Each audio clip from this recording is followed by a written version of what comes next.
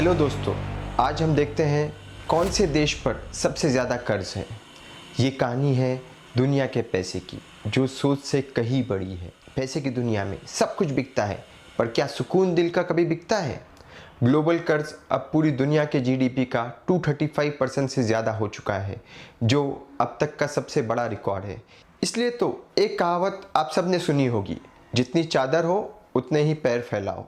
याद रखना, असली कहानी वही है जो आंखों से नहीं दिखती पर दिमाग से खेली जाती है।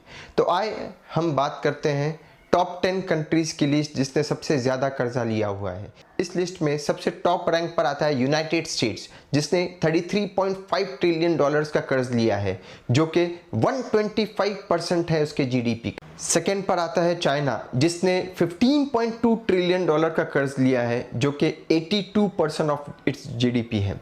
फिर आता है जापान, 11.3 ट्रिलियन ऑफ डेप्ट which is 239% of its GDP. France 3.6 trillion, United Kingdom 3.5 trillion but 293% of its GDP. अब बात करते हैं हमारे देश की, इंडिया की, जिस पर 3.3 ट्रिलियन का कर्ज है, जो कि 83% ऑफ इट्स जीडीपी है। Italy 3.2 trillion, Germany 3 trillion, Canada 2.3 trillion and Brazil 1.9 trillion. अब गौर करने वाली बात यह है कि कुछ देश अपने साल की कमाई से भी दुगना ज़्यादा कर्ज लेकर चल रहे हैं। UK 293%, France 251% and Japan 239%। पर कुछ देश ये भूल जाते हैं कर्ज लेना मतलब आग से खेलना है। ये कर्ज सिर्फ नंबर नहीं, ये हम सब की ज़िंदगी को बदल रहा है।